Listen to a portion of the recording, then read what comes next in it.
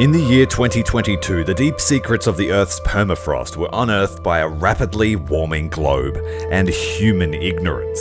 In what may be the hottest year in history, scientists have recorded radical changes to the permafrost in Antarctica. The Pandora virus, a so-called giant virus with the largest genome size ever recorded. With the ice caps melted, the Pandora virus was unleashed into the oceans, seizing control of marine life and transforming it into monstrosities. NASA is examining these clouds to figure out... We've detected large amounts of an organic composite. So far, the sample doesn't match any of the DNA records we've compared. And then it came for the land.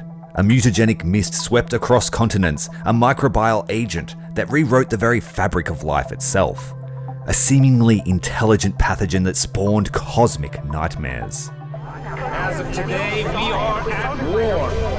It's taking their minds. I saw them walk right into the sea. Thousands of people.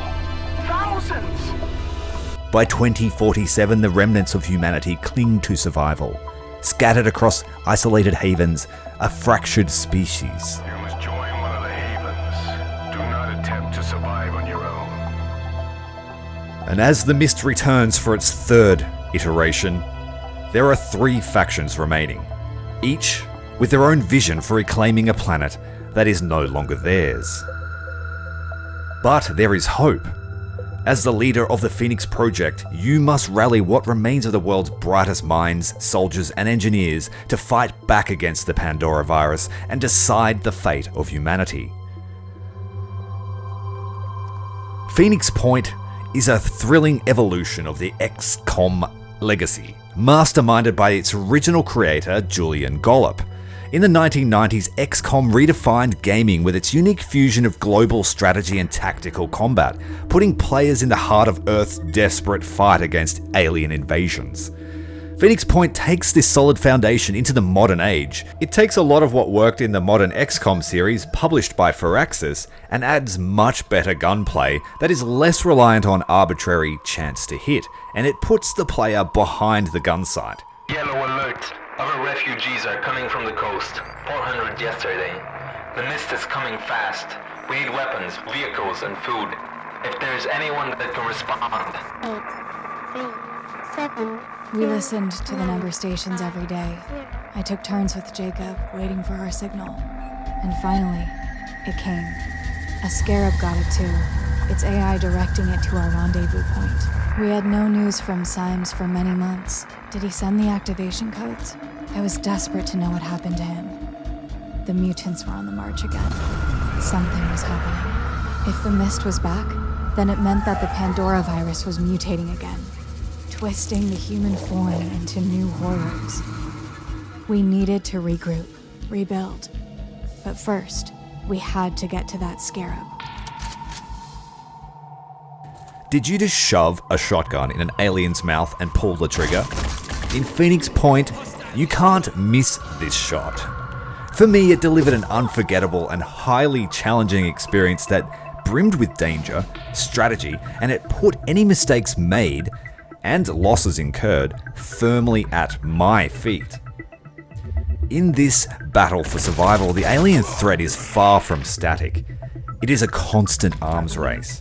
The Pandora virus evolves dynamically, creating an array of surprises and challenges in tactical combat. Each alien encountered is a procedurally generated, drawing from a large array of interchangeable body parts. You get hulking monstrosities wielding devastating melee attacks, and heavily armored hybrids that are equipped with shields and poison-spitting mouths. Every mutation pushes players to adapt and rethink their strategy.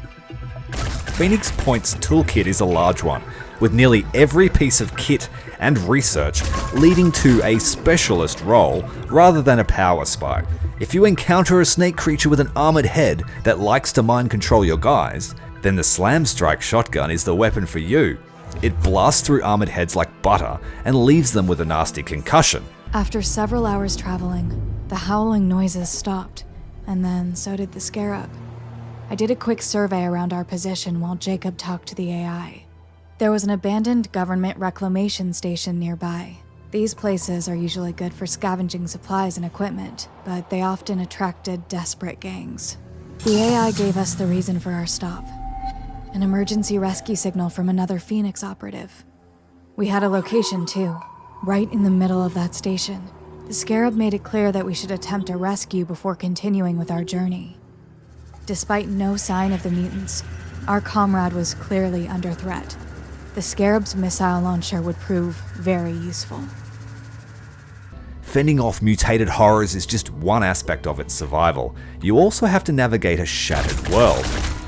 Every Phoenix Point campaign begins with a procedurally generated world filled with scarce resources, forcing the player to explore, scavenge, and strategize wisely. You start small, with very little reach. You're basically a defunct organization, and to thrive, you'll need to expand your reach thoughtfully. Resources must be earned, and they are not handed to you. And how you gather them matters. Trade, theft, scavenging, or raiding other human factions can all have lasting consequences on your relationships with the last remnants of humanity. And that matters because a lot of the technology that is useful for fighting specific aliens is tied to certain factions and their combat doctrine, as well as some classes of soldiers.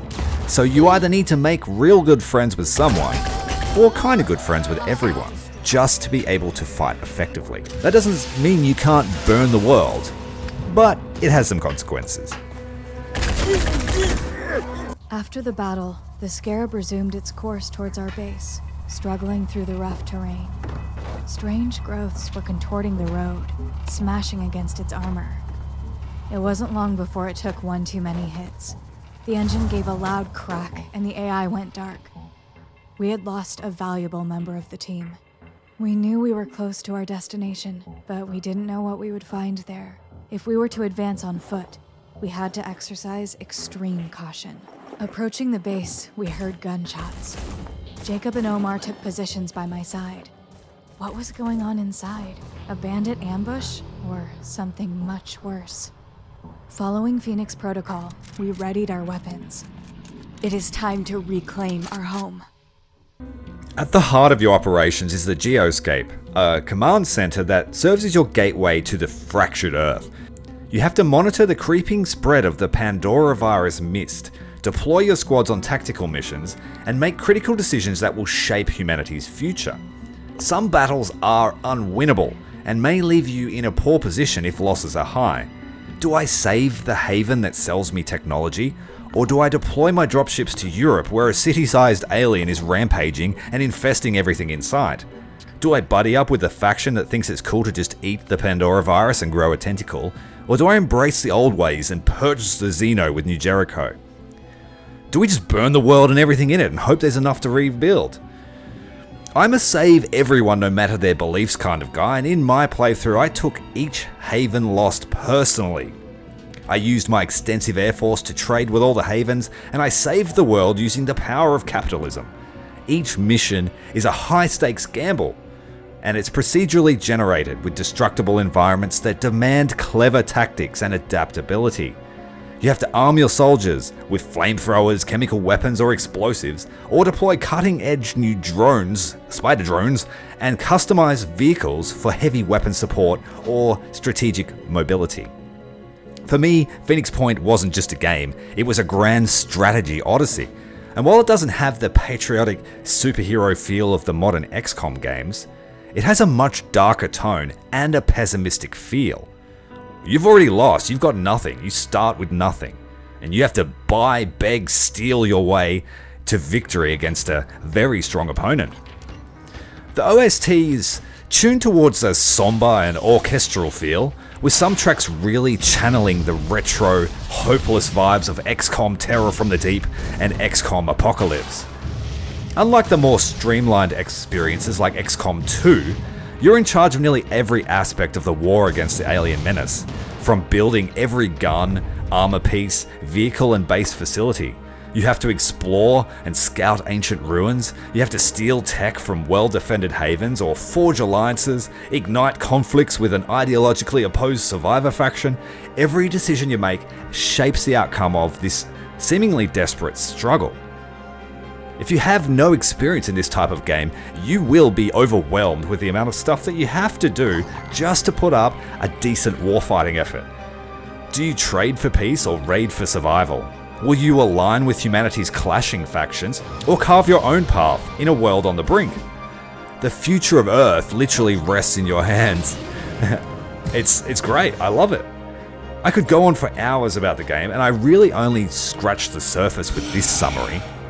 Initially, the reviews turned me off. The DLC has pretty poor scores based around them really only adding difficulty to the game, and the fact that they originally planned to have adaptive evolution for the Pandora virus creatures, but it never made it into the game. But I played through with all the DLC on hero difficulty, and I felt challenged the entire way through without feeling cheated. Every loss was my own doing, and I really felt that. This game taught me lessons the hardest way. Your established, well-tuned tactics can be thrown into complete disarray when one unexpected enemy or ability turns the tables. For example, in this fight here, there was one enemy that was dangerous in its support ability, and it became absolutely lethal when it learned the ability to resurrect all the corpses around it as fully capable monsters, meaning this small skirmish, which was only really meant to take a few minutes, devolved into a bloody battle for survival in 1 or 2 turns. You will learn to hate certain creatures, and discovering the best way to neutralize them becomes an exceedingly satisfying endeavor. Couple all this with a robust character skill system that really lets you build your troops with a dizzying array of classes and cross-class combinations. Phoenix Point and its Lovecraftian horrors don't seek to hold your hand through a feel-good experience. It seeks to give you the tools to win and then slaps you down when you start to get comfortable. There is no linear progression to tech. Some techs might seem useful on the surface but really only expand your options. They don't offer a direct power upgrade. Your job is to find out how they can fit into your tactics and help you evolve your tactics as your enemy seeks to overpower you with their evolution. The best part of all this is there also is a studio-endorsed full conversion mod, which sought to overcome all the deficiencies of the base game that didn't quite get ironed out, and offers a more structured story experience, as well as better class balancing and better implementation of all the DLC mechanics, like corruption and the air combat. So now that you know what Phoenix Point is, and now that you know our mission, we're going to take the fight straight to the Pandorans, we're going to take the fight straight to the Void and face the terrors within. I am Commander Tyrael, this is Phoenix Point. If you would like to see more, hit subscribe, hit like, as we start a campaign with the terror from the mod activated. Terror from the mod? I don't know. Anyway, I hope you've enjoyed the video, and we will see you when the campaign starts.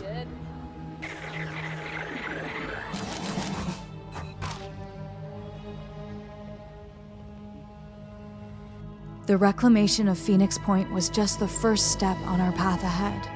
A desperate fight against an overwhelming foe, and only a handful of friends to help. But if this base could withstand the attack, then so could we, and so could Symes. If our leader was somewhere out there, we had to re-establish contact, no matter the cost.